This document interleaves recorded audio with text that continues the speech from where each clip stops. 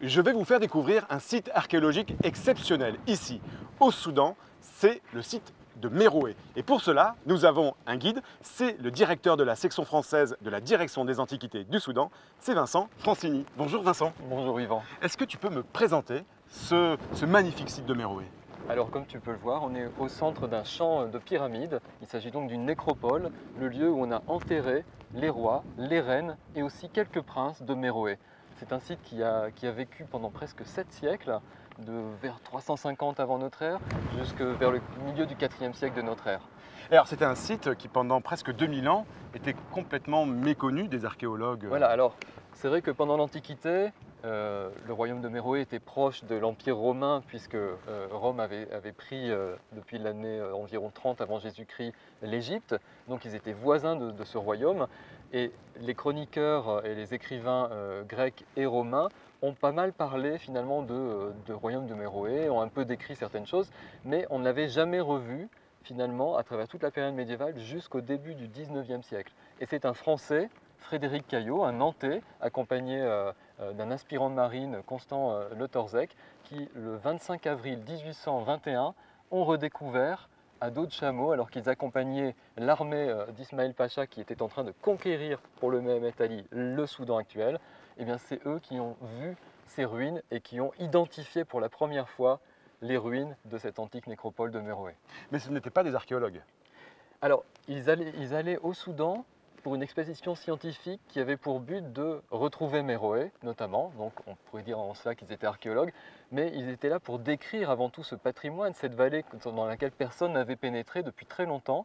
Et ça a été aussi les premiers à publier rapidement leur découverte. Dès 1826, un grand livre est paru et ils ont mis du coup à disposition de la communauté scientifique de l'époque des plans, des images, des gravures de tout ce qui était le patrimoine archéologique et historique du Soudan. Et ça a eu un énorme retentissement dans la communauté scientifique qui pensait qu'au-delà de l'Égypte, finalement, dans cette vallée du Nil très lointaine, il n'y avait pas des choses de cette importance. Qu'est-ce que ce site a d'exceptionnel? D'abord, il est exceptionnel par le nombre de ses monuments. Tu vois que, regarde, si tu vois dans cette direction, ces pyramides sont très proches. Hein, elles se touchent littéralement. Donc il y a une densité de monuments historiques sur plusieurs siècles qui est absolument exceptionnelle. La conservation est relativement bonne. Là, tu vois des monuments qui n'ont pas été restaurés. Alors bien sûr, ils sont effondrés. Certains se sont effondrés avec le temps. Certains se sont effondrés parce que l'action de l'homme, parfois des chercheurs d'or, des actions de ce type, ont dégradé les monuments. Mais on est quand même devant des pyramides, des monuments qui ont 2000 ans d'âge et qui sont relativement très bien conservés, notamment dans un milieu aussi dur, aussi désertique, aussi abrasif. Justement parce qu'il fait chaud ici, parce que c'est ça que la conservation est bonne? Alors pour les pierres, c'est plutôt un désavantage dans le sens où le sable va rogner, va faire disparaître les reliefs, le détail des sculptures, etc. Par contre, pour tout ce qui est organique, c'est-à-dire ce qu'on va trouver dans les tombes, il faut imaginer que dans ces pyramides, il n'y a pas de tombes, les tombes sont en souterrain, à 7 ou 8 mètres de profondeur, et dans ces conditions particulièrement bonnes d'hygrométrie, pas de pluie, pas d'humidité, pas de variation, eh bien, on a des conservations de matériaux organiques, notamment les corps, mais aussi les vanneries, le cuir, tout ce qui normalement disparaît ailleurs dans les tombes, ici est très bien conservé. D'accord. Est-ce que tu peux nous amener vers une tombe, justement, pour nous expliquer comment elle fonctionne? Alors, on va se diriger vers celle-ci. C'est une des plus grandes pour sa chapelle. Et tu vois qu'elle a été en partie restaurée. Ouais. Et il y a quand même un très beau décor qui a été conservé sur la face externe. Alors voilà, devant nous, nous avons un monument. C'était une pyramide, tu vois encore le fruit, tu devines quelle était la forme originale. On a des monuments qui montaient à environ une trentaine de mètres dans l'Antiquité. Et lorsque Caillot a redécouvert le site au début du 19e siècle, les monuments étaient parfois très bien conservés et il nous livre des gravures avec le sommet encore intact. Alors voilà, devant ce monument, ce qu'on trouve, c'est une chapelle, c'est-à-dire une sorte de petit temple dédié aux morts, dans lequel les prêtres vont effectuer des rituels, des donations, des offrandes pour l'âme du mort. Mais le mort, comme je te le disais, ne se trouve pas dans une chambre funéraire au sein de la pyramide, comme par exemple dans les pyramides d'Égypte, celles qu'on connaît par exemple à Giza, mais la tombe se trouve en sous-sol, c'est-à-dire qu'à peu près sous nos pieds, il y a un escalier qui descend, avec une trentaine de marches, jusqu'à 7-8 mètres de profondeur. une porte d'entrée qui a été scellée après l'enterrement, et puis devant cette porte s'ouvrent 2, 3 chambres funéraires, généralement une antichambre ou 2 antichambres dans lesquelles on va accumuler les offrandes qui sont offertes aux morts pour l'accompagner dans l'au-delà lors de la cérémonie funéraire. Et puis dans la dernière chambre, parfois accompagnée de textes et de peintures, un mastaba sur lequel était disposé le sarcophage avec le roi, la reine ou le prince. Alors voilà Yvan, tu me demandais tout à l'heure quelles sont les spécificités du royaume de Méroé. Eh bien en voici une. On est devant une chapelle, donc on voit très bien ce que c'est, ce temple funéraire pour honorer le mort, sa pyramide derrière, mais l'iconographie qui nous est donnée sur ce pylône n'est pas celui d'un roi, mais celui d'une reine. Alors quand on dit une reine à Méroé, il ne s'agit pas de l'épouse du roi, en fait il s'agit plutôt de ce qu'on appelle une candace, c'est-à-dire une reine-mère, une reine qui a parfois les pleins pouvoirs, y compris sur l'armée. Et tu la vois ici représentée, c'est la reine, la candace Amanichareto. Elle est très célèbre parce que son trésor, le trésor qui a été trouvé dans sa tombe, est exposé actuellement en Europe au musée de Berlin et au musée de Munich. C'est un trésor aurifère absolument formidable. Et tu la vois représentée ici, tenant une grappe de prisonniers, oui, tu vois, et elle tient dans sa main un arc avec des flèches. Les prisonniers ont les bras entravés dans le dos et ils ont une corde au cou. Et généralement, on accompagne ce type de représentation sur les temples d'un lion ou d'un chien qui gardent cette grappe et ils sont prêts à être sacrifiés. Parfois, on voit aussi une libation d'Isis qui vient honorer cette offrande au dieu. Et cette représentation, elle est très loin quand même de l'iconographie qu'on attendrait dans une tombe. On se représente avec un pouvoir militaire. Il faut imaginer qu'à l'époque, ce type d'iconographie à l'extérieur, donc visible d'un plus grand nombre de personnes, il est destiné à montrer que la reine, la Candace, elle est capable de tenir le pays, elle est capable d'assurer la sécurité du pays. Et il y a, juste avant la reine Amanicherato, un cas très célèbre, c'est la reine Amanirenas, qui a été décrite par Strabon, puisqu'elle a mené l'armée et fait la guerre à Rome, en Basse-Nubie. Ce qui a étonné les Romains. Ce qui a beaucoup étonné les Romains, mais bon, alors, selon la version de Strabon, et plutôt prouvé par l'archéologie sur les sites où il y a eu les batailles, etc., on pense qu'en effet l'armée de Méroé a été mise en déroute par l'armée romaine relativement organisée et mieux armée. Mais on a des textes du côté de Méroé, des textes d'ailleurs qui sont au musée national, tu les verras peut-être tout à l'heure, qui sont probablement des chroniques de cette guerre, avec probablement une autre version des faits, mais nous n'arrivons pas encore à lire totalement cette langue de Méroé, donc on n'a pas encore la version des Méroïdes. Alors nous voici au sein d'une chapelle funéraire. Alors il faut imaginer que dans le passé, très peu de personnes avaient accès à ce type de monument. C'est un peu comme les temples, qui n'étaient réservés qu'aux prêtres et à la famille royale, et encore, une seule catégorie de prêtres ne pouvait aller qu'au sanctuaire, c'est-à-dire que c'est vraiment des espaces réservés, sacrés, en contact avec l'au-delà, en contact avec le sacré. Et sur les parois de ce temple, de ce petit temple, qu'on appelle une chapelle dans un cadre funéraire, eh bien, on a des décors qui nous décrivent ce qui s'est passé le jour de l'enterrement. Alors, si tu regardes ici, tu vois par exemple beaucoup d'offrandes qui sont accumulées, tu vois, un canard troussé, des légumes, des vases remplis, des jarres, des amphores, tu le vois ici avec une anse. Donc voilà, il y a beaucoup d'offrandes qui sont présentes, elles sont gardées par des dieux, et puis au-dessus, tu as des théories de dieux, une divinité féminine, Amon qui accueille un autre dieu, etc., qui viennent déposer des offrandes devant qui? Eh bien devant le roi défunt qui est assis, tu vois ici sa jambe, il est assis sur un trône avec une tête de lion, il est comme ça, il tient un sceptre dans la main, et puis bon, là son visage a disparu, il est assis sous un dais, il est déjà déifié, il est déjà dans l'au-delà, et il y a tout le pays, tous les nobles, tous les dieux qui viennent lui rendre hommage parce qu'il vient à la rencontre d'Osiris. Osiris qu'on va retrouver ici au centre de la fausse porte, c'est-à-dire une porte qui permet d'aller du vivant vers les morts, donc du vivant vers le sacré. Et voilà, Osiris est un dieu hérité de l'Égypte qui va agir comme un juge dans l'au-delà pour accepter ou refuser l'arrivée de ce nouvel élu. Donc la tombe, elle est vraiment en dessous, ici. Voilà, ici nous sommes avec la fausse porte. La fausse porte est en contact direct avec le monument. Donc c'est vraiment le lieu de transition entre l'air libre, entre le réel et puis le monde de l'au-delà.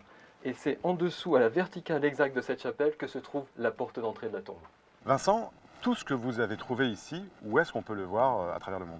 Alors pour ce site de Méroé, les fouilles des tombes ont eu lieu au début du XXe siècle par un Américain qui s'appelle George Reisner.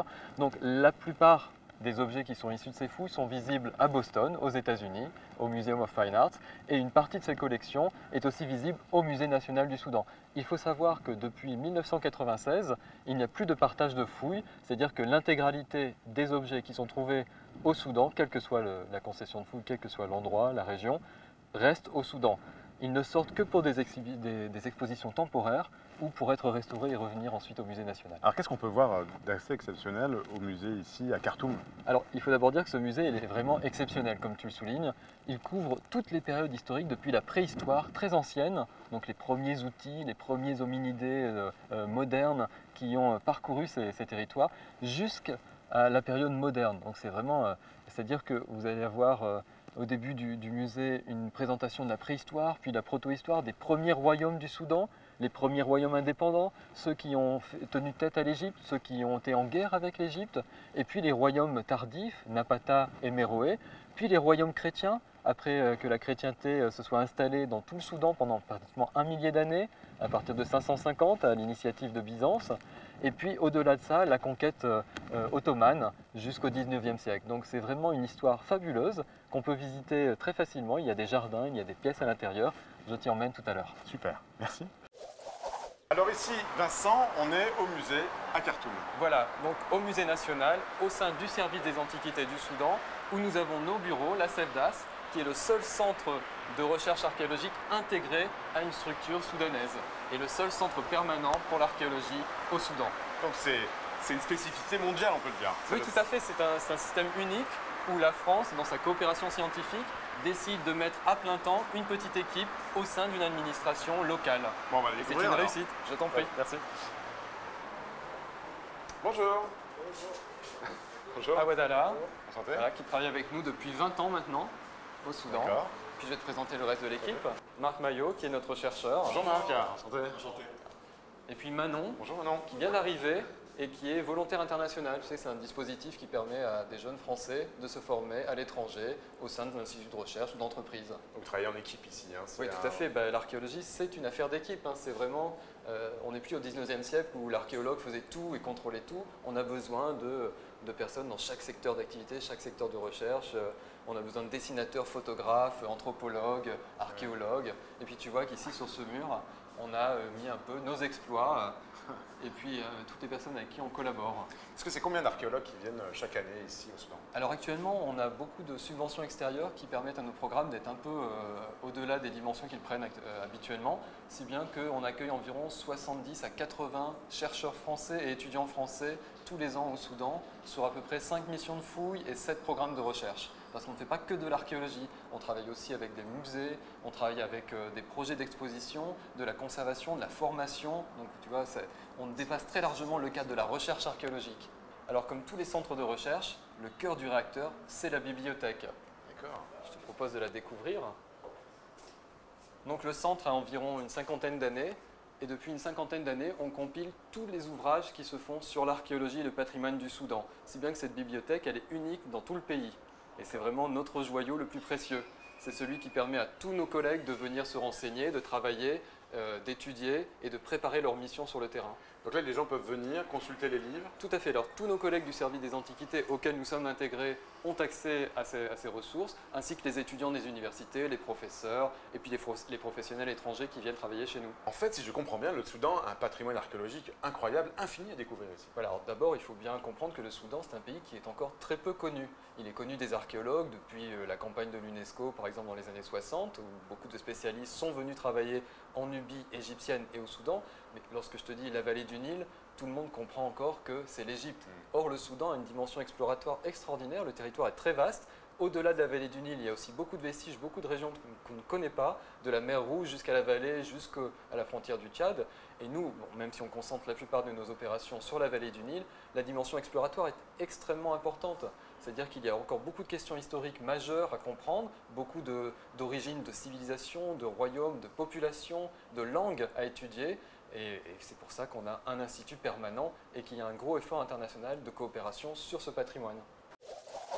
Juste à côté de nos bureaux, on a aussi un laboratoire de recherche qui se trouve au sein du département de la conservation et qui a un accès direct aux salles du musée.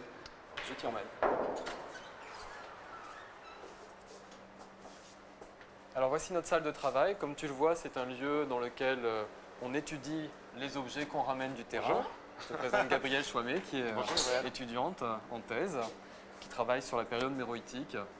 Et autour de toi, tu vois, les étagères. Alors c'est en l'état, le matériel qui reconstruit les céramiques qu'on refait, le matériel d'étude. Par exemple, ici, tu vois des tessons qui ont des inscriptions méroïtiques. Donc une langue qu'on ne comprend pas encore totalement et qu'il va falloir étudier. Et qui date de quand? Et ceux-là, ils sont à peu près du 2e siècle de notre ère. Et puis autour de toi, c'est un labo de travail, donc il y a du matériel qui est stocké pour les futures missions de fouilles. C'est aussi là qu'on prépare la logistique. C'est aussi ici qu'on fait la photographie, c'est très important pour les publications. Et puis c'est aussi dans cet espace qu'on organise des formations pour nos collègues du musée, à la conservation, à la restauration, avec des intervenants étrangers. Alors voilà, je te présente un objet typique qui a besoin d'une restauration, c'est-à-dire qu'il a été trouvé sur le site cassé, il a été recollé pour l'instant avec des procédés qui sont totalement réversibles, et le stade où il en est, c'est qu'il y a des manques, il a besoin d'avoir une véritable restauration, c'est pour ça qu'on l'a ramené à Khartoum, et lorsqu'un restaurateur sera disponible sur ce type de matériaux, on fera une opération. Et comme tu vois, c'est un objet qui est vraiment formidable. Il a été trouvé sur l'île de Saï, dans une tombe qui date de l'époque de Méroé. On est à peu près au 2e, 3e siècle de notre ère. Mais c'est une assiette en verre qui est d'époque romaine et qui vient de l'Empire romain. Donc on peut imaginer que soit un notable du royaume de Méroé est allé en Égypte romaine et on a rapporté cet objet, soit qu'il s'est vu confier cet objet lors par exemple d'un cadeau diplomatique ou quelque chose comme ça. Et il est encore plus exceptionnel parce que si tu regardes à la lumière, tu verras qu'il est incisé et que le décor représente un personnage debout avec une colonne entourée de poissons et de homards. Voilà, c'est vraiment exceptionnel comme décoration. Donc ça, c'est une assiette qui a 2000 ans. C'est une assiette qui a 2000 ans, qui représente quelque chose qui est plutôt lié à la mer, mais qui a été trouvé au cœur de la vallée du Nil au Soudan.